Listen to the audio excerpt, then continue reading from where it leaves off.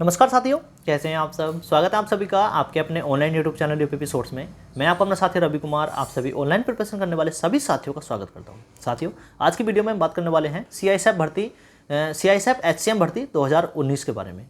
बहुत सारे कैंडिडेट 4 साल इंतजार के बाद, जो भर्ती 2019 की थी, 4 साल इंतजार के बाद में आप सभी कैंडिडेट का जो एग्ज़ाम है 23 जुलाई, 30 जुलाई और 6 अगस्त को आप सभी कैंडिडेट का जो एग्ज़ाम है वो कंडक्ट करा लिया गया है। आप सभी कैंडिडेट से मैं उम्मीद करूंगा कि आप सभी कैंडिडेट ने बहुत अच्छे से एग्जाम दिया होगा और एग्जाम के बाद में किसी भी एस्पिरेंट का, किसी भी कैंडिडेट का जो सबसे बड़ा सवाल रहता है कि मेरा इतना स्कोर बन रहा है, क्या मैं सेफ़ हूँ, क्या मैं टाइपिंग की तैयारी करूँ या ना करूँ। जो फिजिकल में कितने सारे कैंडिडेट क्वालिफाई हुए थे, उसके बाद में जिन कैंडिडेटों ने एग्जाम दिया है उन कैंडिडेटों की संख्या कितनी है, ठीक है। तो सीआईएसएफ एचसीएम भर्ती 2019 से जुड़ी जो भी जानकारी है आज की वीडियो में विस्तृत चर्चा करेंगे। वीडियो में अंत तक जरूर बने रहिए ताकि मेरे द्वारा प्रोवाइड की जानकारी आप लोगों को अच्छे समझ में आ सके। शुरुआत करते हैं आज की वीडियो। देखो, सीआईएसएफ एचसीएम भर्ती 2019, अगर मैं टोटल पोस्ट की बात करूं तो 429 पदों पर यह वैकेंसी 2019 में निकाली गई थी। आप सभी कैंडिडेट इंतजार कर रहे थे फिजिकल के बाद में कि हमारा एग्जाम कब होगा, एग्जाम कब होगा। भर्ती 4 साल डिले हुई और 4 साल डिले होने के बाद में 23 जुलाई, 30 जुलाई और 6 अगस्त को आप सभी कैंडिडेट का जो एग्जाम है वो कंडक्ट करा लिया गया है। फिजिकल के बाद में 3 लाख प्लस कैंडिडेट शॉर्टलिस्ट हुए थे एग्जाम के लिए और उनमें से 1 लाख प्लस समथिंग 1,12,000 1,10,000 कैंडिडेट ने एग्जाम दिया है। सीआईएसएफ एचसीएम भर्ती 429 पदों पर समथिंग 1 लाख प्लस कैंडिडेट ने जो एग्जाम दिया है। तो उस एग्जाम में से कितने कैंडिडेट टाइपिंग के लिए क्वालिफाई होंगे।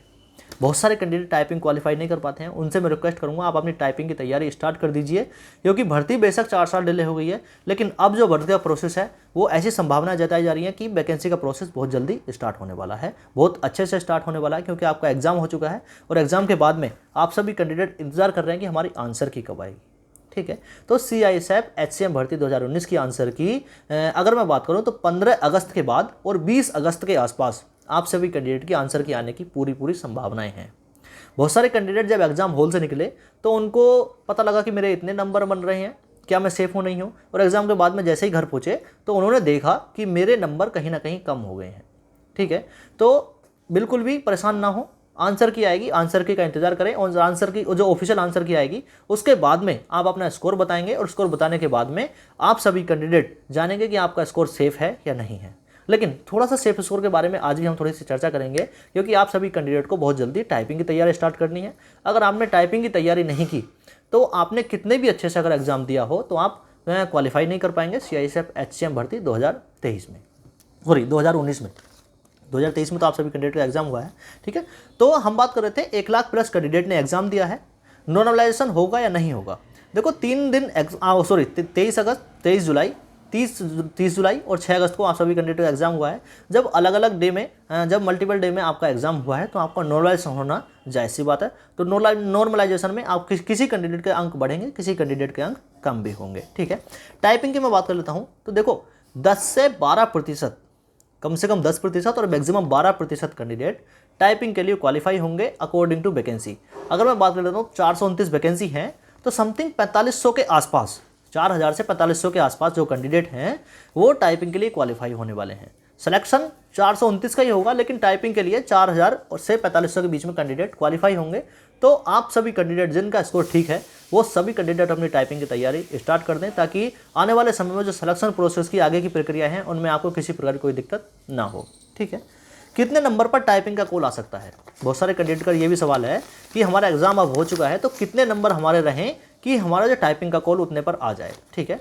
तो डायरेक्टली हम बात कर लेते हैं जनरल, ओबीसी और एससी के कैंडिडेट, जिन कैंडिडेट के भी 70 प्लस नंबर हैं, 70 प्लस जिस कैंडिडेट के भी नंबर हैं, मैं उन सभी कैंडिडेट से रिक्वेस्ट करूंगा कि आप आंसर की आने से पहले ही अपनी टाइपिंग की तैयारी जो है वो तैयारी शुरू कर दीजिए। अगर 70 प्लस नंबर बन रहे हैं, अगर आपकी कैटेगरी जनरल, ओबीसी और एससी है तो आप सभी कैंडिडेट टाइपिंग की तैयारी स्टार्ट कर सकते हैं। एसटी कैटेगरी के कैंडिडेट 65 प्लस जिसके भी नंबर हैं वो सभी कैंडिडेट अपनी टाइपिंग की तैयारी स्टार्ट कर दीजिए।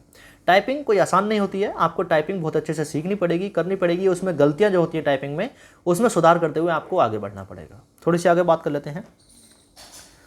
हाँ, आंसर की कब आएगी? 15 अगस्त से 20 अगस्त तक आप सभी कैंडिडेट की आंसर की आ जाएगी। और ऑफिशियल आंसर की आने के बाद में आप सभी कैंडिडेट को क्या करना है, एक बार कमेंट करके जरूर बताना है कि भैया आपने ये बताया था कि मेरे इतने नंबर हैं कि मैं टाइपिंग की तैयारी करूं या ना करूं। लेकिन मैं आप सभी से एक बार फिर कहूँगा जाते जाते वीडियो में कि अगर आपका स्कोर 70 के आसपास या 70 प्लस है तो आप सभी कैंडिडेट टाइपिंग की तैयारी शुरू कर दीजिए। मैं ऐसा क्यों बोल रहा हूँ?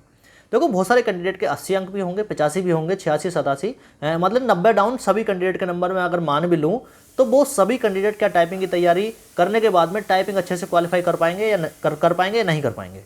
ठीक है, तो आप सभी कैंडिडेट का मैक्सिमम कैंडिडेट का जवाब होगा कि मैक्सिमम कैंडिडेट टाइपिंग क्वालिफाई कर ही नहीं पाएंगे, चाहे उनके 100 में से 100 नंबर हो।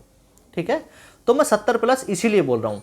देखो, अगर 80 प्लस वाला अगर टाइपिंग क्वालिफाई नहीं कर पाया तो क्या 70 प्लस वाले को मौका मिलेगा या नहीं मिलेगा, अगर उसने अच्छे से टाइपिंग कर ली? ठीक है, तो 70 प्लस वाले जो भी कैंडिडेट हैं सभी अपनी टाइपिंग की तैयारी स्टार्ट कर दें ताकि कोई भी दिक्कत ना हो। वीडियो कैसी लगी कमेंट करके जरूर बताना।